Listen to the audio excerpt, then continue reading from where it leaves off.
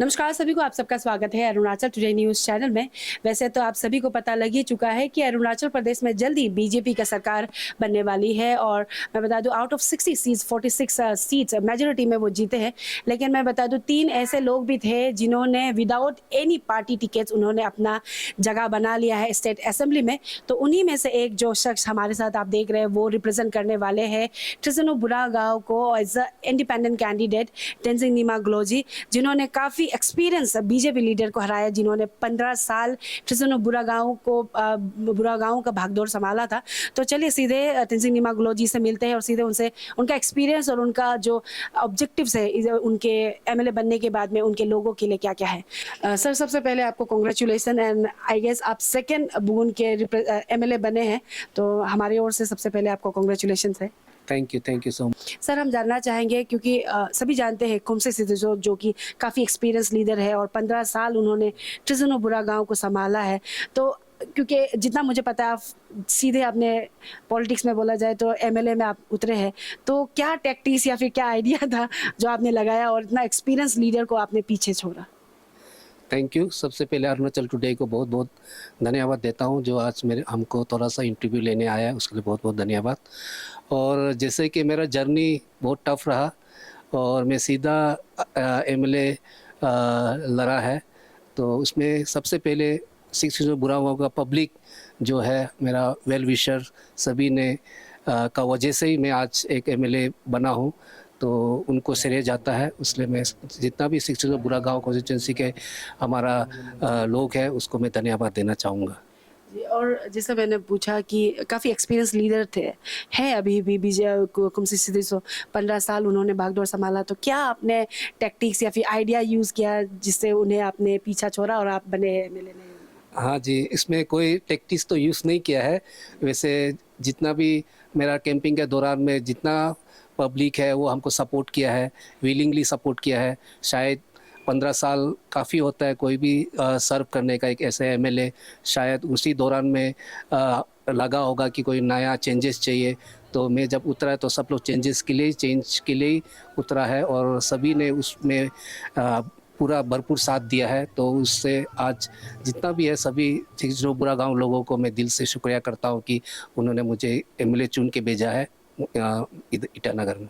जी, और तेंजिंग जी ऐसा है कि जो कॉन्स्टिट्यूंसी से आप बिलोंग करते हैं वहाँ में मेजोरिटी 2 कम्युनिटी आका एंड बुगुन रहते हैं और बाकी कम्युनिटी भी रहते हैं, लेकिन 2 को ज़्यादा और आप एज अ बुगुन के सेकंड एमएलए बन के अभी आप रिप्रेजेंट करेंगे। तो काफ़ी अफवाह फैल रही थी कि अभी बुगुन एमएलए बन गया तो अभी आका लोगों को नहीं देखेंगे या फिर इस तरह के कुछ अफवाह है, तो आपकी तरफ से क्या कहना चाहेंगे ये जो रूमर्स चल रहा है? हाँ जी, ये रूमर्स तो काफ़ी कैंपिंग के दौरान पे चला है, लेकिन ये रूमर्स ही है, क्योंकि जितना भी इस बार जो हमको सपोर्ट किया मैक्सिमम आप देखेंगे तो थ्रिजनो बेल से आका, बुरागांव से हो गया, पालाजी से हो गया, आपको जयमेरी से हो गया, उसके बाद में जितने भी किमी सभी से उन लोग ने भरपूर साथ दिया है। तो इस बार जो है ये लोग जैसे आका बुगुन को नहीं लेते हुए एक डेवलपमेंट के लिए और एक अच्छा लीडर चुनने के लिए उन लोग ने साथ दिया है। और ये आप मेरा और से ये बोलना चाहेगा कि जितना भी हम लोग बुरागांव कॉन्स्टिट्यूंसी के बुगुन है, हमारे यहाँ पे आका है और बाकी जितने अन्य जाति है, मैं भेदभाव करने वाला नहीं हूँ। मैं अच्छा से लेके चलूँगा और स्पेशली हमें बोला है कि थ्रिजिनो एरिया में काफ़ी काम करने का है, तो वहाँ पे काम करूँगा। उन लोग के उम्मीदों पे खड़ा होने की पूरा कोशिश करूँगा मेरा ओर से। जी, और सवाल ये रहेगा क्योंकि आप कह रहे थे डेवलपमेंटल एक्टिविटीज़ को लेकर और काम को लेकर कह रहे, तो आपने कुछ रोड मैप कुछ बनाया? क्योंकि इलेक्शन के कैंपेन के दौरान भी हमने देखा कि आप कह तो रहे थे लेकिन आप स्पेसिफिकली आपने नहीं बताया कि आप क्या करोगे, क्योंकि जितने बार भी हम कोई भी पॉलिटिशियन या फिर एमएलए वगैरह से हम इंटरव्यू लेते हैं तो उनकी तरफ से स्पेसिफिक नहीं बताया जाता है। तो आपने कुछ ऐसा रोड मैप बनाया है अपने लोगों के लिए ताकि वो एक एश्योर्ड या फिर आपसे होप रखे कि आने वाले 5 साल में आप उनके लिए ये करोगे? हाँ जी। देखिए हमारे कॉन्स्टिट्यूंसी बहुत बड़ा कॉन्स्टिट्यूंसी है, तो उस जगह के हिसाब से मैंने अपना रोड मैप बनाया है। जैसे आप थ्रिजिनो को लेके जाए, थ्रिजिनो एरिया उस साइड में मेरा अपना एक रोड मैप बनाया, वहाँ का लीडर से डिस्कस करके, वहाँ का पब्लिक से डिस्कस करके, तो वहाँ एक मॉडल टाउनशिप बनाने का मेरा सोच है। तो वहाँ क्वार्टर्स नहीं है तो क्वार्टर्स बनाने का है, रोड ख़राब है तो रोड बनाने का है, वो सब काफ़ी चीज़ें हैं वहाँ करने को। तो अभी वोट टेकिंग के बाद जब मैं वहाँ कॉन्स्टिट्यूंसी टूर मारूंगा तो वहाँ पे और मैं विस्तार से और अच्छी तरीके से वहाँ पे लोगों से पूछताछ करके वहाँ जो जो नेसेसरी है, जो मेरा ओर से कर सकता है, मैं पूरा करने की कोशिश करूँगा। और तंजीम जी, जो जैसे दो कम्युनिटी में से जो आपका एरिया पड़ता है, जैसे काफ़ी वास्ट है, आसाम गुजर के भी आपको जाना पड़ता है, तो हम जानना चाहेंगे कई जगहों पर अभी भी बाउंड्री इशू चल रहा है। अगर मान लीजिए जो वांगहो गांव है और बोमडिला का जो इशू चल रहा है, इवन अगर हम बात करें जो भालपुंग एरिया में भी थोड़ा कुछ एरिया में कुछ इशू चल रहा है, इंटर डिस्ट्रिक्ट भी चल रहा है, तो इसको लेकर आपका क्या प्लानिंग्स रहेगा या फिर इनिशिएटिव रहेगा इसको लेकर? हाँ जी, हाँ जी, ये इशू है, इसको जो डायलॉग से ही सॉल्व किया जा सकता है।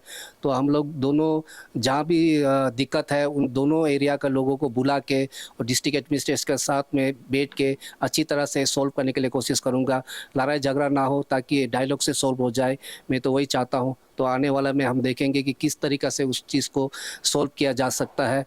तो दोनों साइड का कम्युनिटी को बुला के और डिस्ट्रिक्ट एडमिनिस्ट्रेशन को बुला के अच्छी तरह से हम लोग सॉल्व करने के लिए कोशिश करूँगा। और जल्दी ही बीजेपी का गवर्नमेंट फॉर्म मतलब फॉर श्योर अरुणाचल प्रदेश से 46 के मेजोरिटी सीट्स उन्होंने लिया है। एज ए इंडिपेंडेंट कैंडिडेट आप इंडिपेंडेंट ही रहने वाले हैं या फिर आपका सपोर्ट मेजोरिटी जो बीजेपी गवर्नमेंट को स्टेट में रहेगा? हाँ जी, हाँ जी, ये तो मैं ऐसे इंडिपेंडेंट में ज़रूर मैं बीजेपी गवर्नमेंट को साथ देना चाहूँगा और साथ दूंगा भी है। और पेमा खांडू का लीडरशिप में काम करने का मौका मिलना वो भी बहुत बड़ा बात है। तो मैं श्योरली मैं बीजेपी को समर्थन दूंगा। और क्योंकि अभी तक ओथ लेना बाकी है, ओथ सेरेमनी बाकी है, तो ओथ लेने से पहले आपकी जनता, जैसे आपने कई बार एश्योरेंस तो दे दिया, लेकिन हम चाहेंगे कि थ्रू अरुणाचल टुडे, क्योंकि पहली बार वंस इलेक्शन खत्म इलेक्ट होने के बाद I guess Arunachal today team इनसे पहली बार इंटरव्यू ले रहे हैं, तो हम चाहेंगे कि आप ओथ लेने से पहले, कसम लेने से पहले हमारे अरुणाचल टुडे न्यूज़ चैनल से आप अपना कुछ एश्योरेंस दे दें, ताकि आने वाले 5 साल में जब 2029 को होता है तो हम यही क्लिप दिखाकर अगर आपने कुछ नहीं किया आपको याद दिलाएंगे वो चीज़ को। तो आप कुछ कहना चाहेंगे? हाँ जी, हाँ जी, तो आज फर्स्ट टाइम मैं जीतने के बाद फर्स्ट टाइम इंटरव्यू दे रहा हूँ और अरुणाचल टुडे को दे रहा हूँ। तो जैसे कि आपने बोला है तो आप ये मान के चलिए मेरा ओर से कि ये रिकॉर्ड रहेगा। तो मैं जैसे कि मेरा जो मुद्दा है जो 3G एरिया के लिए मैं जो काम करना है, जैसे मैंने बताया क्वार्टर्स को लेके, रोड्स को लेके। Vishwa Bharati nursing college Bangalore, admission open for session 2024-25। JNM nursing, BSc nursing, D.Pharm अमदी BPT की एडमिशन हौजरे। JNM nursing eligibility both arts अमदी साइंस की ओइगनी। Experience led by faculty senior state of the art lab hands-on training period institution में। अकुपमरो की दमक 9395405659 दा contact करो। और वहाँ टीचर्स नहीं है, टीचर्स की कमी है, डॉक्टर में का कमी है, तो वो सब कुछ सॉल्व करने के लिए कोशिश करूँगा मेरा तरफ से पूरा।